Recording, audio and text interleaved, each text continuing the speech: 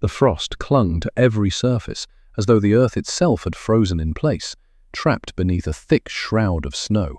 The trees, stripped of their leaves, stood like hollow sentinels in the desolate landscape, their branches twisting upward in silent surrender to the harshness of the winter. The air was cold, biting, a cruel reminder of the frozen war raging through the heart of Europe. The wind whispered through the barren woods, its icy fingers clawing at the exposed skin of any soldier foolish enough to venture outside. The silence was heavy, unnatural, the kind that only the deepest winters bring. In the distance, the low rumble of engines began to emerge from the mist, faint at first, then growing louder, a steady, mechanical hum that seemed to vibrate through the very ground beneath him. The gunner, crouched low in the frigid confines of his tank destroyer, felt the cold seep deeper into his bones. But it wasn't the chill that made his heart race. It was the sound, the unmistakable hum of German bombers, the deadly wings of the Luftwaffe cutting through the fog like a blade. The fog was thick, smothering everything in a blanket of white. His breath fogged up the periscope, and his hands trembled, not from fear, but from the relentless cold that no gloves could shield him from.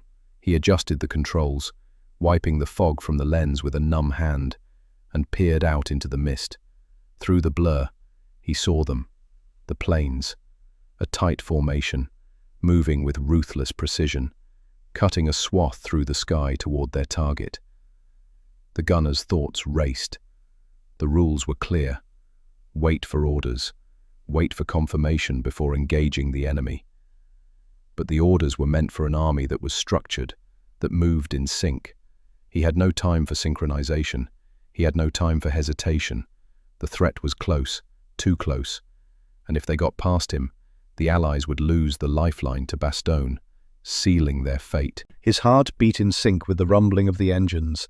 Each moment that passed, each second of inaction, felt like a countdown to catastrophe. The gunner studied their formation through the periscope, noting their tight column, the strategic placement of each aircraft.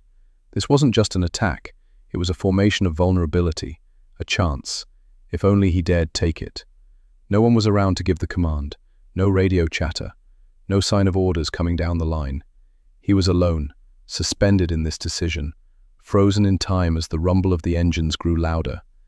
He could hear his own breath, shallow and quick, as the column of bombers moved ever closer, unaware of the lone man watching from the shadows, calculating, deciding. He was supposed to wait, that was the order. But in the freezing silence, amidst the fog and the distant roar of German aircraft, one thought kept pressing against his mind. If he didn't act now, it would be too late. The planes drew closer, their shadows stretching across the snow-covered ground, as if the battlefield itself was holding its breath. The gunner's fingers tightened on the controls, sweat forming on his brow despite the cold. He knew what he had to do. The question was, would he follow the rules, or would he risk everything for a chance to change the course of history? The fog swallowed everything in its path, but one thing was certain.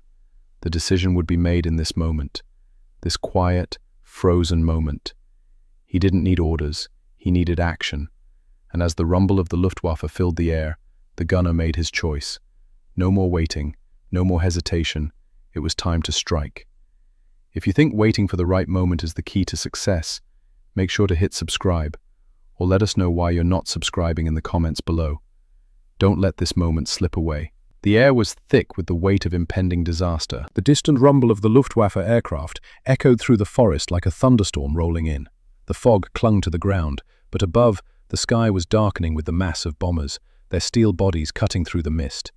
They came in tight formation, their wings sharp, their engines roaring, their presence felt long before they were seen. First came the bombers, their massive frames casting shadows over the snow-drenched trees below. Heavy, relentless, they were the backbone of the assault. Behind them, the fighter escorts, sleek and fast, flanked the bombers like guardian wolves, each one a predator in its own right, scanning for threats from below. The final wave of aircraft was made up of supply planes, carrying munitions, fuel, and reinforcements, the lifeblood of any campaign. Together, they formed a dense column, advancing with methodical precision, their destination clear. a series of strategic points held by the Allies. The gunner could hear the engines getting louder. The planes were closing in, moving like a hammer poised to strike a vulnerable anvil. In that moment, the full gravity of the threat settled in. If these planes reached their target, if the air control they sought fell into German hands, the Allied forces in Bastogne would be left exposed. Cut off from vital supplies and reinforcements, they would be slaughtered in the coming days. The war would shift dramatically in favor of the Germans, their victory within reach. The fog now seemed to deepen, the air growing heavier with each passing second, as though the world itself knew the consequences of what was about to unfold. The gunner's heart raced as he watched the planes through his scope. His fingers hovered over the controls, a subtle twitch in his hand betraying the weight of the moment. He wasn't simply looking at enemy aircraft. He was seeing an opportunity. The column, moving in perfect unison, presented a textbook target. Their tight formation was both their strength and their weakness. If he fired, he would need to act fast, calculating the right moment to strike, the right angles, the right sequence. One wrong shot, one moment of hesitation, and everything would unravel. But the thought of inaction, of sitting back and waiting for orders, was unbearable. The gunner's mind worked rapidly. He was a tactician, not just a soldier. His vantage point was the perfect one, a ridge that overlooked the narrow forest road, the path the Luftwaffe column was taking. His position gave him an unbroken line of sight, clear and uninterrupted. He could see the bombers, the fighter escorts, the supply planes. He could see the way the planes moved, the slight adjustments in their formation as they navigated the dense fog. He could see the gaps, the vulnerabilities. This wasn't luck, this was skill, honed over months of training and experience. As the rumble of the engines reverberated through the air, a dark thought flickered in the gunner's mind. He could already see the trajectory of his shot, already calculate the right order to hit each aircraft in the column. His training, his precision, all of it had led to this moment. The weight of the decision pressed on him like 1,000 pounds of stone. He was alone, with no one to turn to. No command, no guidance, just his mind, his instincts, and his weapon. The tension was unbearable. His orders had been clear. Observe, report, wait. The higher-ups had always said that patience was the key to victory, that discipline was what won wars. But the gunner had seen the cost of waiting too many times. He had seen men die because no one took action when they should have. He had been there, watching from the sidelines, his hands tied by the slow-moving gears of bureaucracy.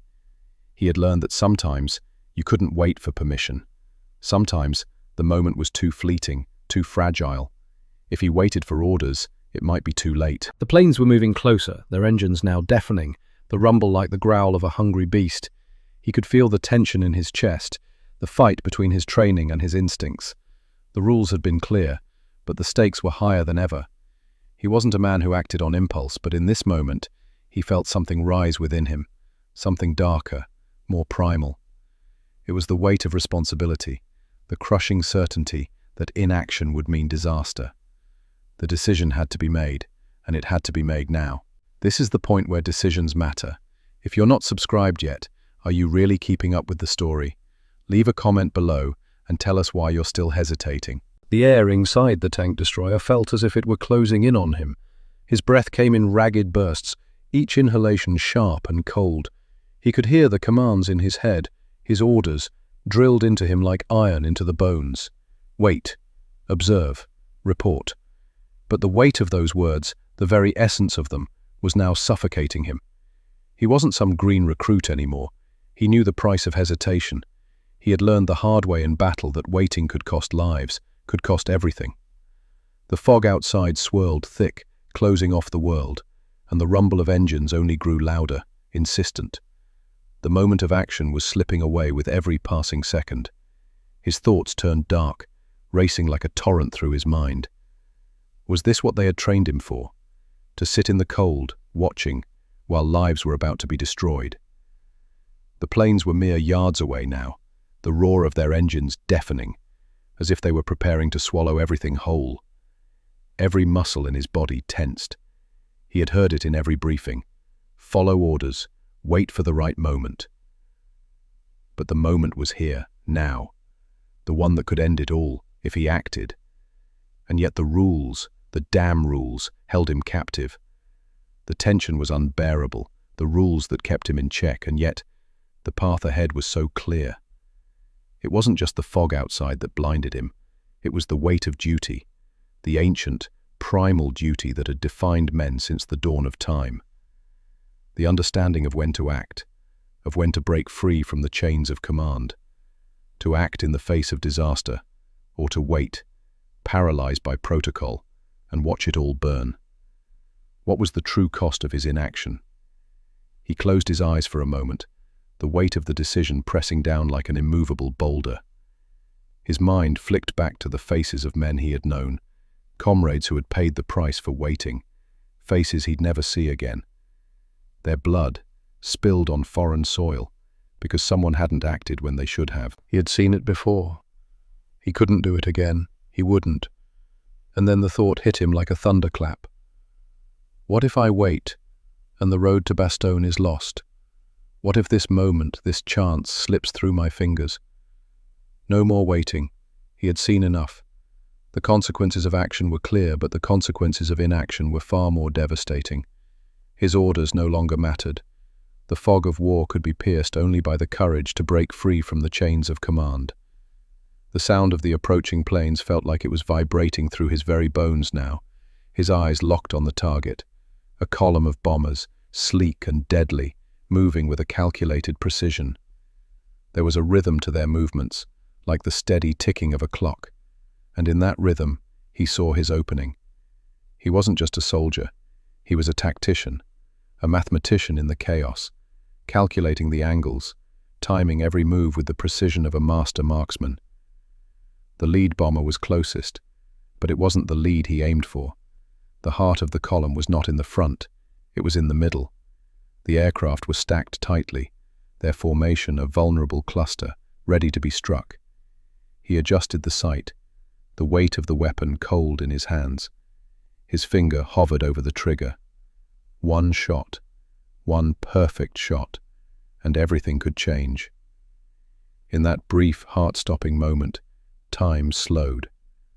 The gunner exhaled, the breath leaving his body in a slow, controlled release.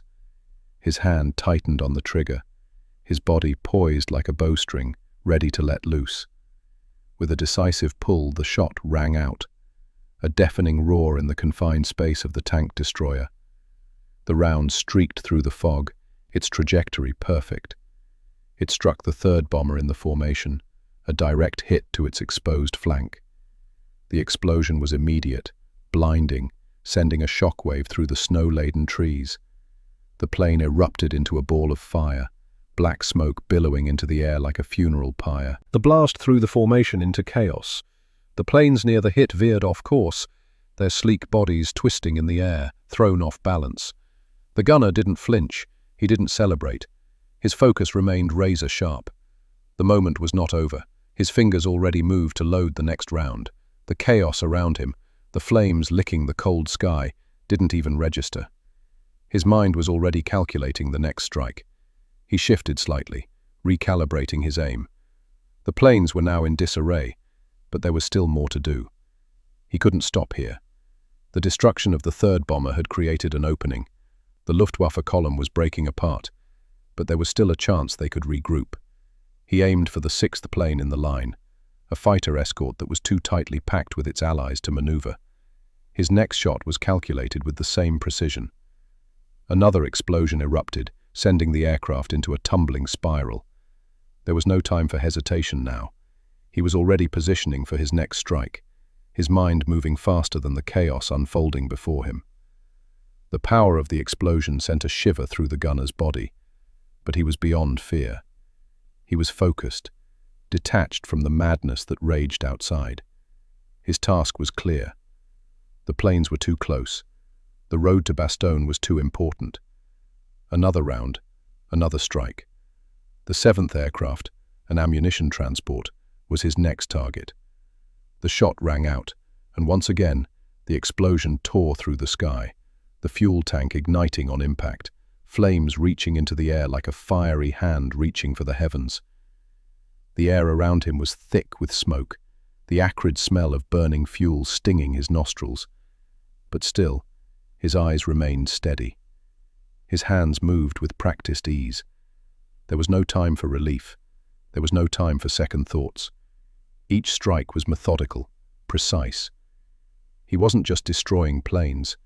He was dismantling a machine. A machine that had moved with the arrogance of a force that believed it would win. But arrogance had no place in this battle.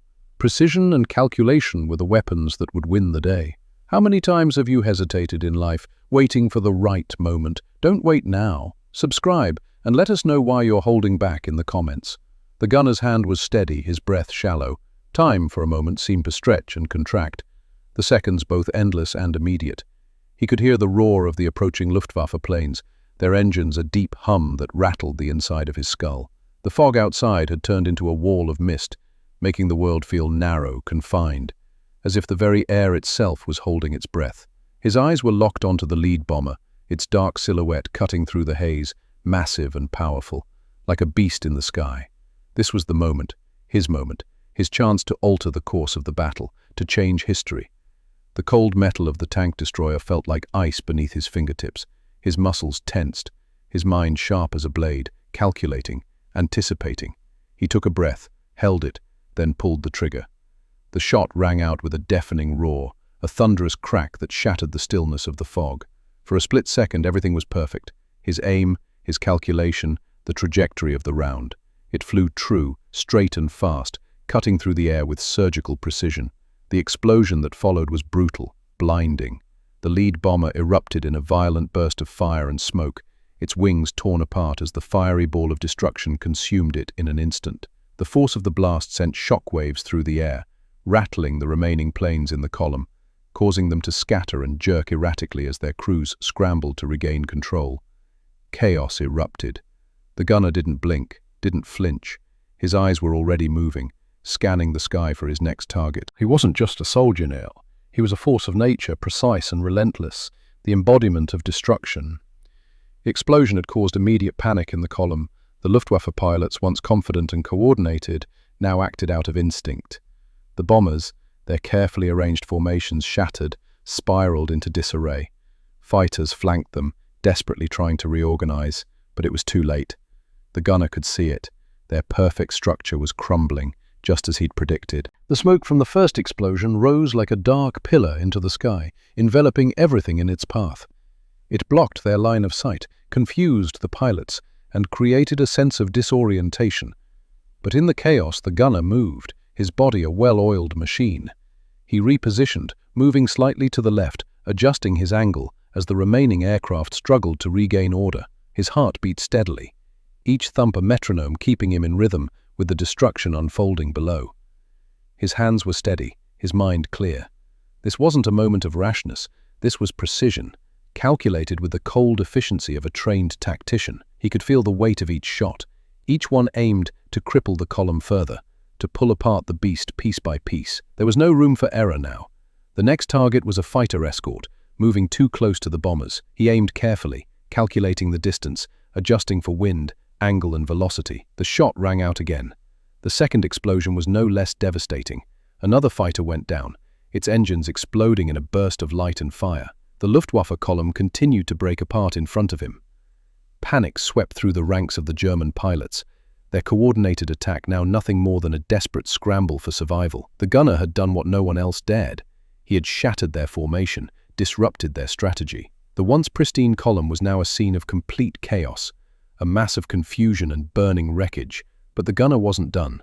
No, he knew the job wasn't finished yet. As the column writhed in disarray, he moved again, repositioning to a higher vantage point. The next target, a supply plane, dangerously close to the rest of the formation. He needed to take it out before it could reach its objective, before it could unload its payload and shift the tide of the battle. With his eyes locked on the target, he fired again. This time, the impact was swift, an explosion that sent the supply plane tumbling, its cargo of munitions and fuel igniting in the air, lighting up the sky like a signal flare.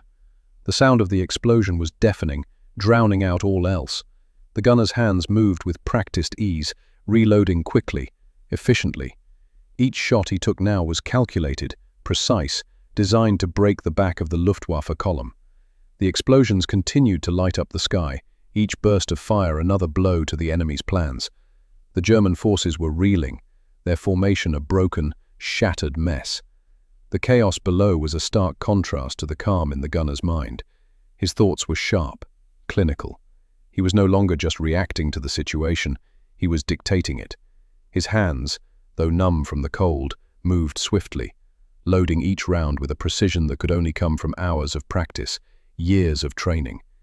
He knew exactly what he needed to do next, how to keep the pressure on, how to keep dismantling the column before it could regroup. The air around him was thick with smoke, the scent of burning fuel and metal permeating his senses. The sound of explosions reverberated in his bones, a constant rhythm that matched the pounding of his heart. But even amid the chaos, there was a strange calmness inside him. He was not a hero, not a man of action for the sake of action. He was a tactician, and in this moment, he had the enemy exactly where he wanted them. Wouldn't you want to be part of the moment when history changes? If you think this is where the story gets good, hit that subscribe button and leave a comment if you're not yet convinced. The Luftwaffe pilots had always been masters of the sky, trained to move with the precision of clockwork. They trusted their formations to shield them from all but the most precise attacks. But now, as the explosion from the lead bomber ripped through their ranks, that same formation became their prison. Panic spread like wildfire, an invisible, corrosive force that shattered their discipline. The skies, once their domain, now felt like a trap. The pilots, skilled as they were, had never faced this kind of threat. The chaos below, the thundering explosions, the fires that consumed their comrades, all of it felt like a nightmare they couldn't wake up from. They tried to regain control, but the tight formation they relied on so heavily had become their undoing. Planes tried to veer off, desperate to break free, but the sky was too narrow, the fog too thick. The wreckage from the first explosion had created a deadly obstacle course, forcing pilots to make desperate maneuvers to avoid collision. But it was too late. The gunner's first shot had already set the tone. They were no longer a well-oiled machine moving in perfect harmony. They were a disjointed, panicked mess of metal and fire, scrambling to escape an unseen enemy. In the midst of this panic, the German pilots struggled to comprehend what was happening. Their minds raced, but there was no strategy they could fall back on, no backup plan for such an unexpected assault. They had been trained to engage with overwhelming force, to use their numbers and skill to crush the enemy. But now, they were up against something they couldn't see, couldn't understand. A single gunner, hidden in the fog, was taking them apart, piece by piece. Through the eyes of one pilot, the fog seemed to thicken even further. The rumble of explosions filled the air, drowning out everything else. They had been told to expect enemy fire, but nothing had prepared them for this. Nothing had prepared them for an attack that came not from a full battery, not from an artillery unit or a swarm of fighters, but from a single, invisible force. Panic surged through the pilot's chest as they tried to make sense of the chaos. They pulled hard on the controls, veering left, but their wings clipped the tail of a fellow aircraft. Another explosion rocked the sky, and the pilot's vision went black for a moment, the sheer violence of it numbing the senses. But the gunner was not done. They had only just begun. Each shot now landed with devastating precision. The gunner continued to dismantle the column, moving with fluidity and purpose. His eyes, sharp and unwavering, followed each target as if he were reading the air itself. A shot to the fuel tank of one plane, a direct hit to the engine of another. A third round shattered a propeller, sending the plane spinning out of control. The gunner was a harbinger of doom, his fire tearing through the ranks of the Luftwaffe with the calm efficiency of a surgeon removing a tumor. The pilots below couldn't understand how it was happening. They couldn't comprehend the speed or the brutality of the attack. The destruction seemed to come from every direction. No clear source, no clear location.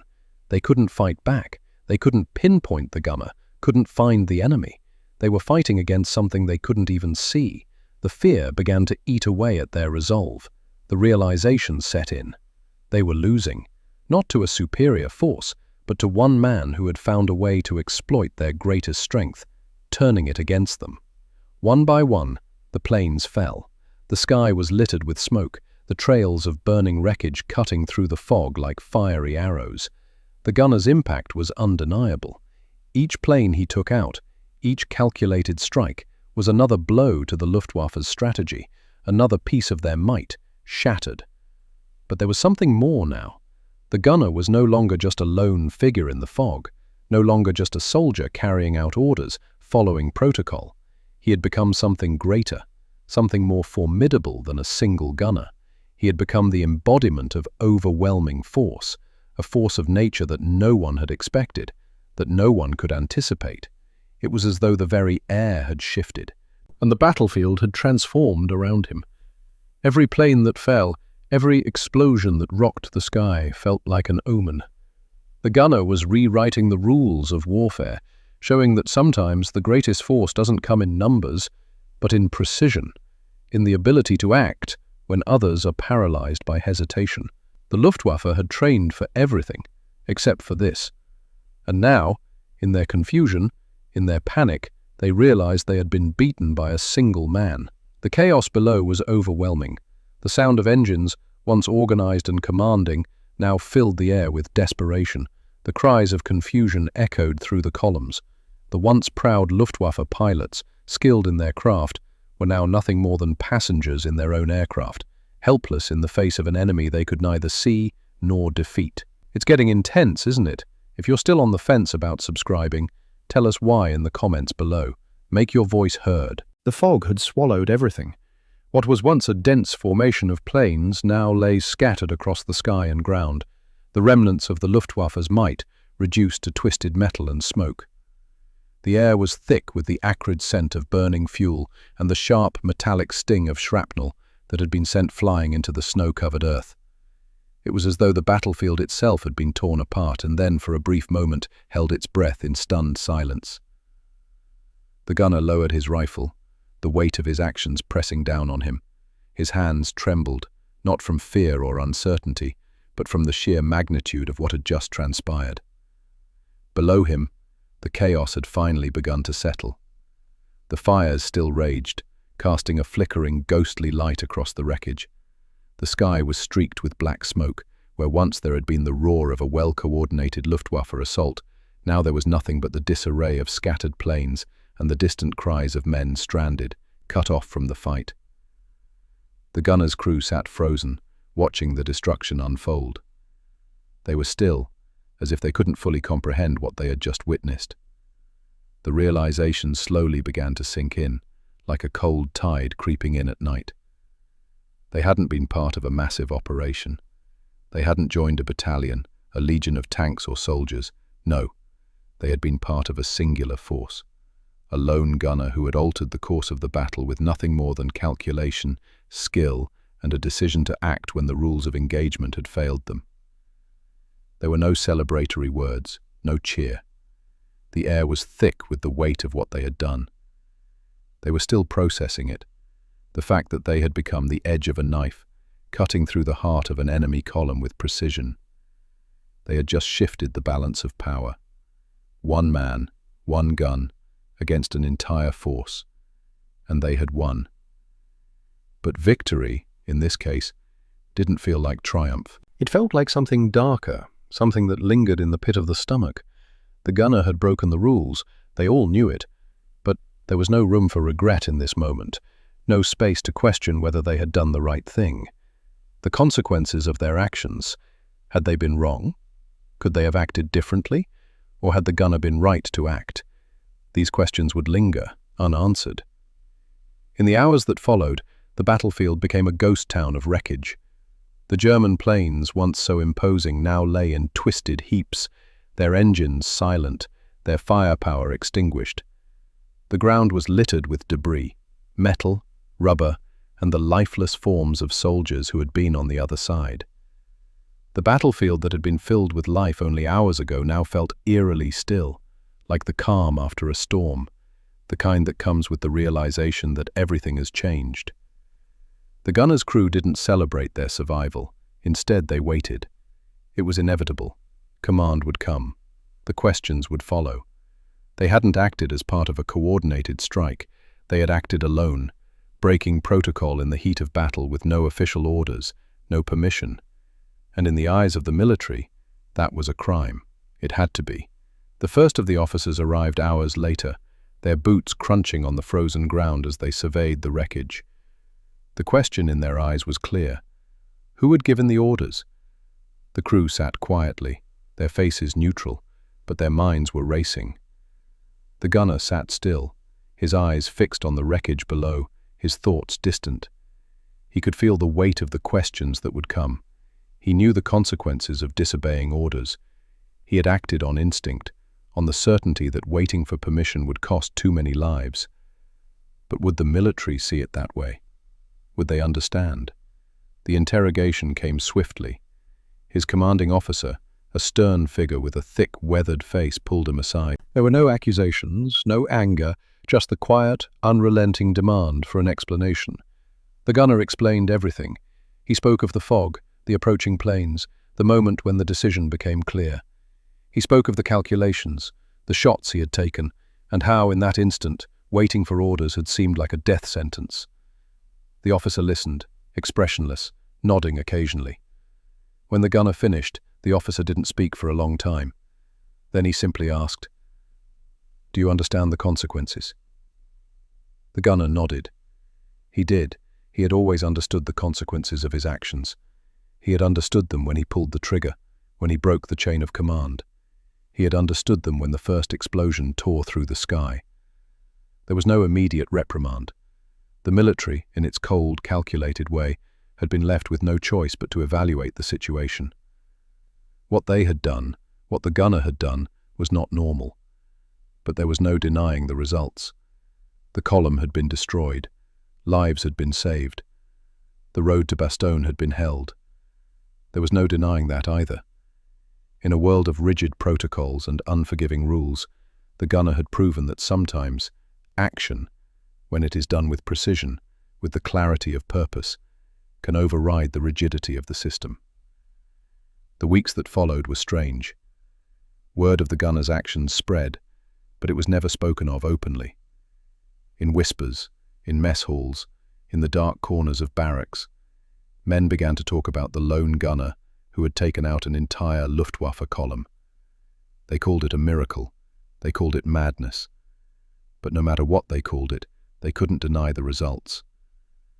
Other units began to adopt elements of his strategy, studying his approach. They didn't speak his name, but they took his tactics, and they used them in their own operations. The gunner had unknowingly created a new doctrine, one that didn't fit into the neat boxes of military regulations, but one that was effective. The higher-ups were left to process what had happened. His report, detailed and precise, was sent up the chain of command, and then to military strategists far beyond his unit. His tactics, the ones that had seemed so unconventional, were now being studied in military schools, dissected by officers who had never seen a battlefield quite like the one he had faced. He had broken the rules, but in doing so, he had changed the very way war could be fought. Do you think this gunner deserves recognition? If you haven't subscribed yet, we'll be waiting for you in the comments section to explain why not. Weeks had passed since the battle. The gunner had returned to the shadows of his unit, to the quiet routine of military life. But the ripples of his actions had already begun to spread. What had been a solitary, impulsive decision to break the chain of command, to act when others hesitated, had now become something far greater than anyone could have anticipated. The military's cold machinery, built on rigid structures and protocols, had been forced to confront something it had never prepared for. The after-action reports, each one clinical and precise, painted a clear picture of the engagement. The gunner's tactics, born of instinct and necessity, had shattered the Luftwaffe column with startling efficiency. The chain reaction caused by his strikes, targeting key positions and exploiting weaknesses, had been nothing short of genius. At first there was skepticism. The higher-ups questioned the results. How could one man, one gun, possibly have dismantled an entire column of bombers and fighters? The gunner had acted outside the boundaries of protocol, without orders, without backup. How could this be considered acceptable? Yet the results spoke for themselves. The column had been destroyed, and the road to Bastogne had been saved. The analysis began. Military officers, strategists and tacticians began to pore over every detail of the engagement. They studied the way the gunner had chosen his targets, the methodical pacing of each shot. They examined the psychological effect of his approach, how it had caused the Luftwaffe pilots to break formation, to lose their cohesion, and to succumb to panic. This was not a random attack. It was a carefully executed, deliberate disruption of an enemy's strength. What had once seemed like an act of disobedience was now being heralded as a new form of warfare.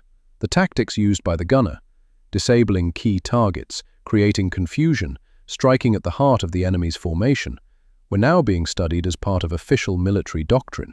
The concept of targeted disruption, of striking at specific weaknesses rather than relying on brute force, was integrated into combat manuals. The engagement wasn't just a victory, it was the birth of a new methodology. It wasn't long before these tactics began to influence future operations. The gunner's precise, methodical approach became a symbol of innovation and tactical brilliance. What had been dismissed as an isolated act of defiance was now seen as a revolution in military strategy. The Cold War was dawning, and as the arms race intensified, these new tactics, flexible, quick, and precise, would shape the way armies across the world fought. The gunner, now out of combat, sat quietly in his barracks one evening, a cup of coffee warm in his hands, his thoughts far from the battlefield. The reality of what had transpired began to settle in. He had never thought of himself as a hero, never saw himself as someone who had changed history. He had acted out of necessity. It wasn't about glory. It wasn't about being remembered. It was about doing what was required, when it was required, regardless of the cost. The moment he had decided to break protocol had been the most difficult of his life. It had been a choice made, not out of defiance, but out of a gut-deep understanding that hesitation would mean disaster. He hadn't been thinking about the future or the ramifications of his actions. He had been thinking about the lives at stake, the men in Bastogne, the need to act before it was too late. Now, in the quiet of his barracks, he reflected on the outcome. The victory had been his, yes, but it had been a collective one.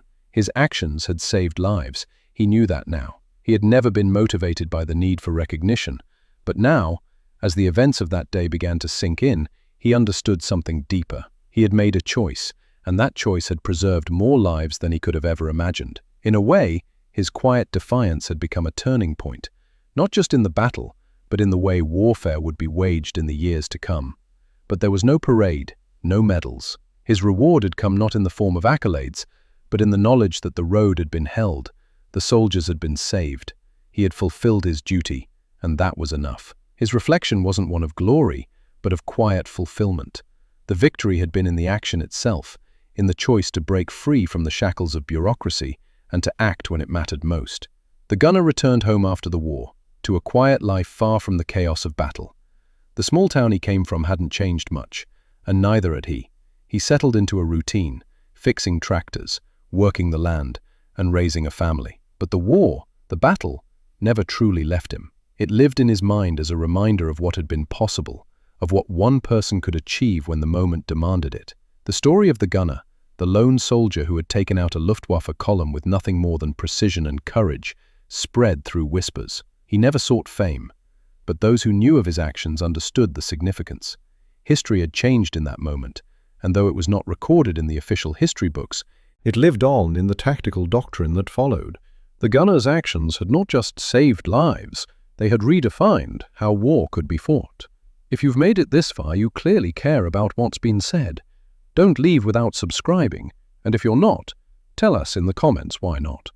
As the years rolled on, the story of that lone gunner, hidden in the fog, continued to reverberate through the silence of history. His name never graced the pages of textbooks, never echoed in the grand halls of military acclaim. But his actions, the precise, cold decision to break ranks, to strike when others hesitated, had reshaped the course of the war. In a world that celebrates grand gestures and overwhelming force, it was a quiet act of defiance that changed everything. The gunner had taught us a simple yet profound truth. History doesn't always belong to the ones who follow orders. Sometimes it belongs to the ones who know when to break them. What the gunner did in that fog-filled morning wasn't just about one man defying orders. It was about the fragile, razor-thin line between success and failure, and the understanding that sometimes only a single individual, acting with purpose, can make all the difference. His decision didn't just save lives in that moment. It altered the course of military doctrine for decades to come. It reminded us that in the heat of battle, it's not always the rules that win wars, but the actions of those willing to go beyond them. So, as you stand at the edge of this story, reflecting on the consequences of a single choice, remember this. Every act of courage, every calculated risk, has the potential to echo through time. The gunner, with nothing but his skill, precision, and resolve, rewrote history, not with a loud, victorious cry, but with a steady, silent shot that changed everything. The story of one man, one gun, against the might of an entire Luftwaffe column, serves as a powerful reminder that sometimes The quietest moments hold the most profound impact. The history we remember isn't always the history that is told in classrooms or recorded in textbooks. Sometimes it is hidden in the shadows, in the unspoken acts that reconfine the world, waiting for someone to bring it into the light. And it's in those moments that we learn the true power of a single decision. This is the type of history you'll never hear about in school. If you want more stories like this, don't just watch, subscribe now. Otherwise, leave a comment below and tell us why you refuse to be part of this movement.